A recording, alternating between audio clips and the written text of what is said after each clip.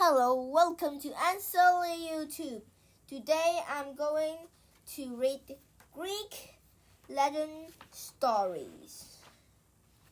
Chapter 10: The Magic of Circe.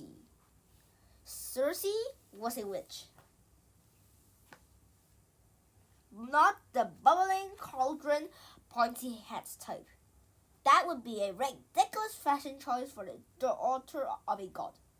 Circe was a powerful sorceress who could brew herbs into concoctions that could change lives, sometimes for the better, sometimes for worse. Circe was born into a particularly noble family. She was the daughter of the sun god Helios and an Oceanid, a water nymph named Perseus. While Circe was growing up, she didn't live up to her parents' high standard.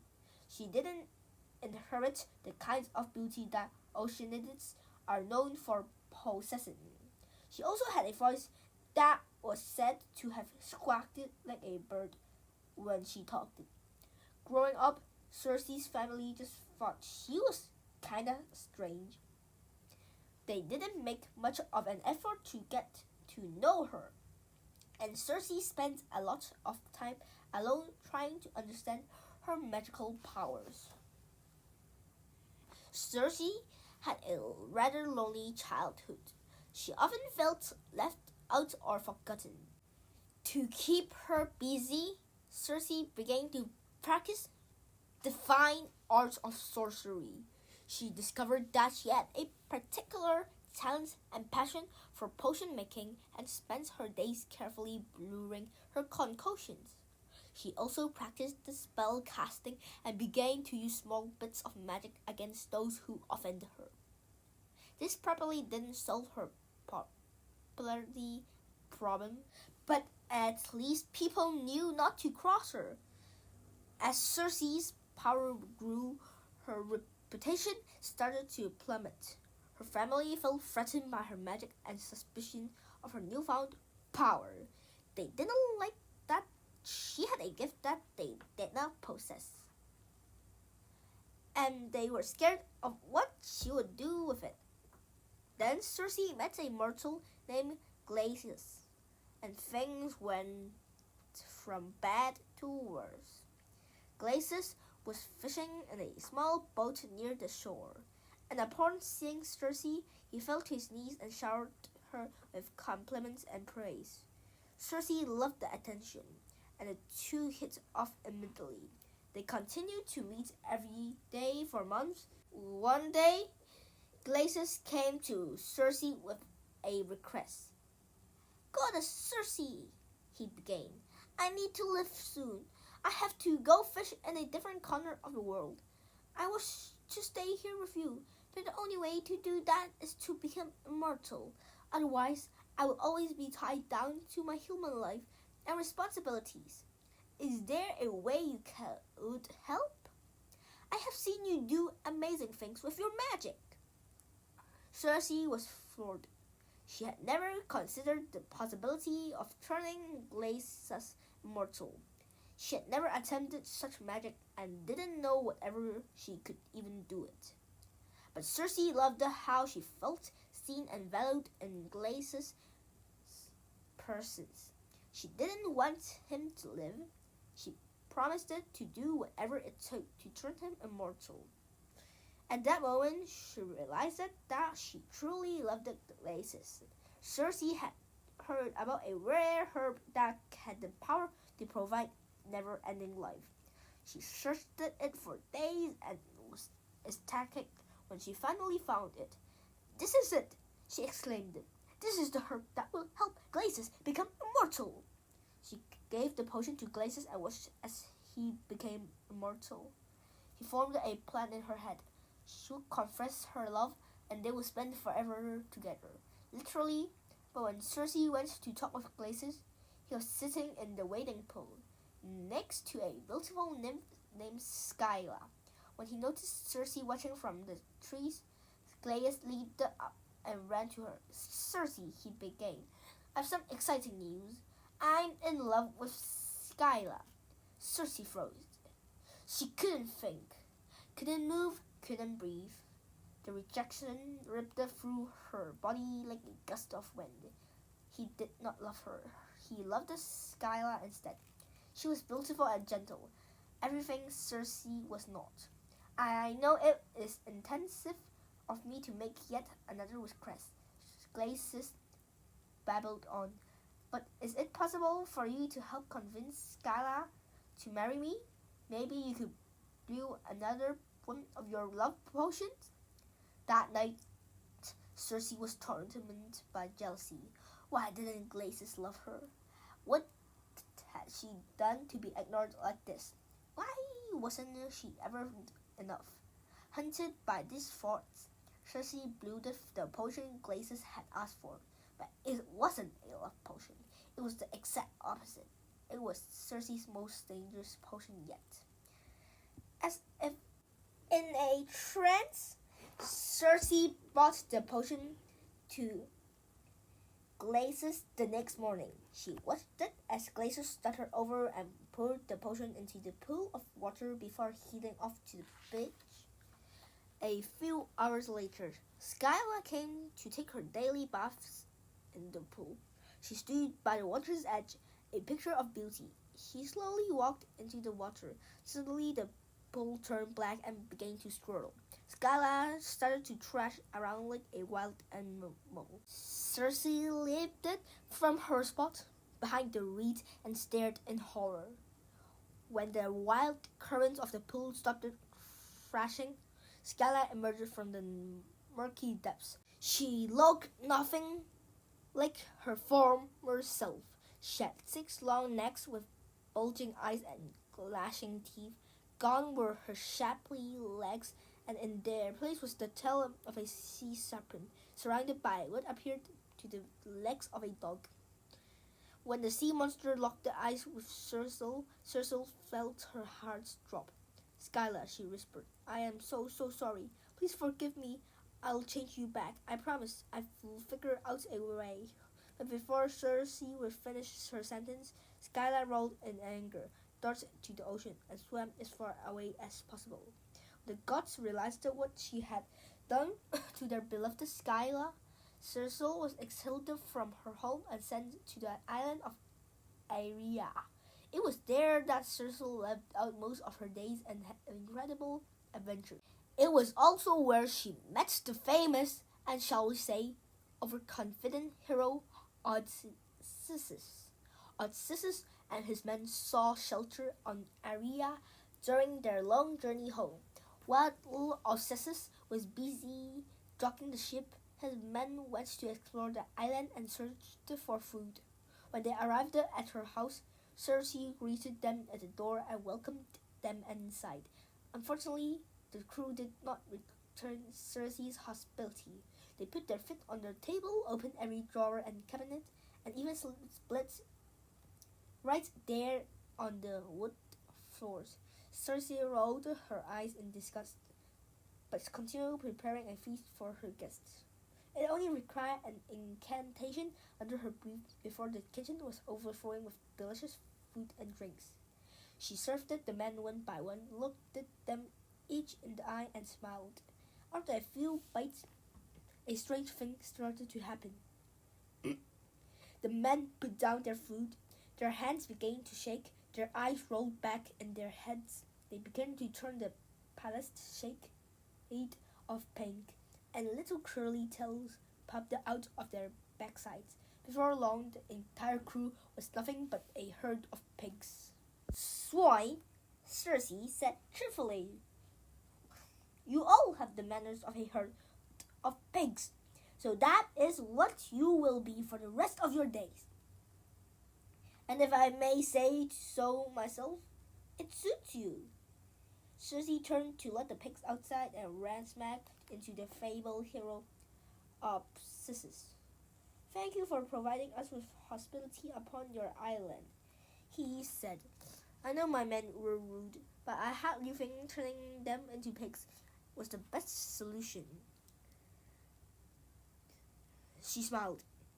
At least this one had manners. please turn them back into humans, and then you can make them work here for the time being. Obsessus offered. I'm sure you had some projects around the island that could use the help of a brood of strong yet ill-mannered men. Circe was impressed by this handsome, smooth-talking hero. From that point on, the two were inseparable. Unfortunately, Obsessus had to return home to Ithaca. Circe was devastated, but she understood that Obsessus had a mission that he needed to complete. She also suspected that Obsessus had a wife and maybe even child back home in Ithaca. Dad never discussed it, but she assumed it was likely. The thought of Obsessus returning to another woman makes Circe sick with jealousy. When the day came for Obsessus to finally leave, Circe was heartbroken and resolved to live alone forever after. Loving people was too risky, but a few weeks later, Circe realized that she was pregnant with Obsessus' child, a son named Telegonus. And although Circe has sworn off romantic love for good, she was completely bowled over by her feelings of love and affection for her son. Motherhood suited her. She was the happiest she had ever been. As the years passed, Telegonus became more and more interested in learning about his father. Circe told him that his dad was a great warrior, a brilliant man who had done many important things, but Telegonus wasn't satisfied with that answer. Why wasn't his father here with them?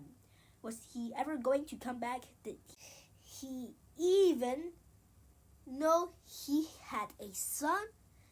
When he was fully grown, Telegonus asked to go to Ithaca to get some answers. Although she was scared something would happen to him, Circe agreed. The night before he left on his journey, Circe gave Telegonus a weapon to protect himself, a poisonous spear tipped with the point of a string ray.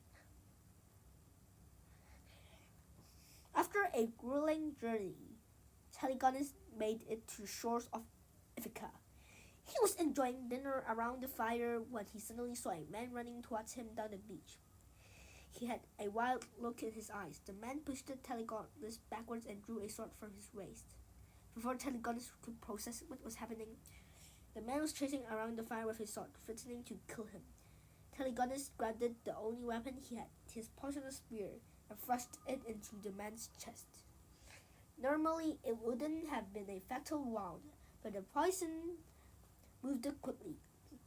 The man began to convulse and shake on the ground. He took one last breath, and then he was gone. Telegonus sank to his knees. He hadn't meant to kill this man. He didn't even know why he was being attacked. He had never taken another person's life before, and he was overcome with guilt and shame. Then Telegonus learned something that made the pain far worse. The man he had killed was his own father, the great Odysseus. Telegonus learned this information from Penelope, Odysseus' wife, when she found him crying over the body of her husband. Penelope was devastated by the loss of her husband, but she also felt at peace. She explained to Telegonus that Odysseus had been suffering since he had returned to Ithaca.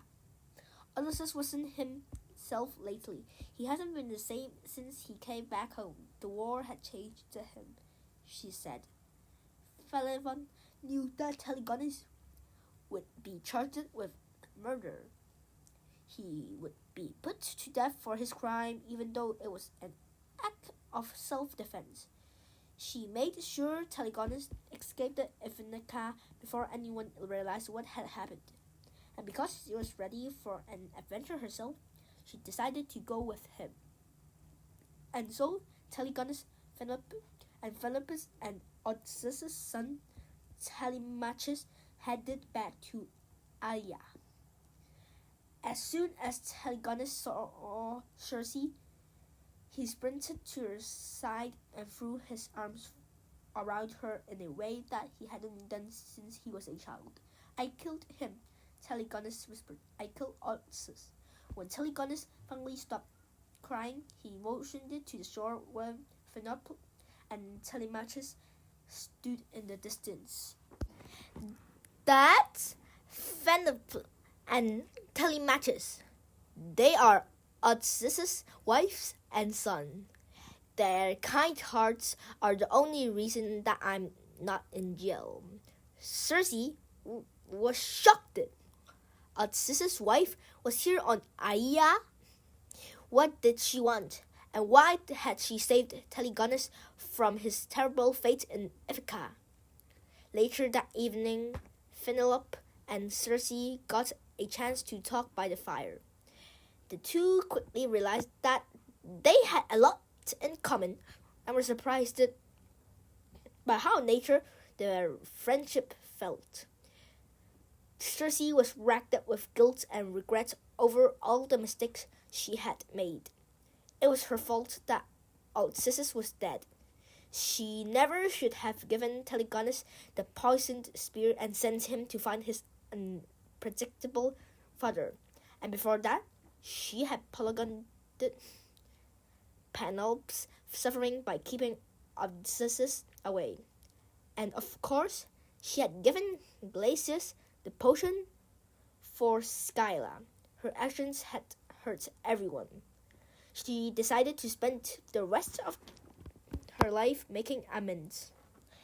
She invited Philip and Telemachus to live on the island with her, and 4 of them, Circe, Penelope, Telemachus, and Telegonus, spent decades together on Aeaea and became a sort of family all on their own.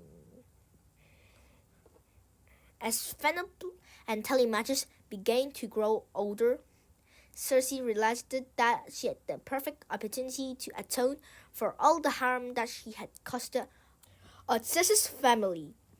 She could make them immortal. Penelope and Telemachus quickly agreed, eager to spend forever on the island with Circe and Telegonus. Circe's sorcery skills were paying off. Not many gods could grant immortal life, but this time she would use her powers the right way. To be continued.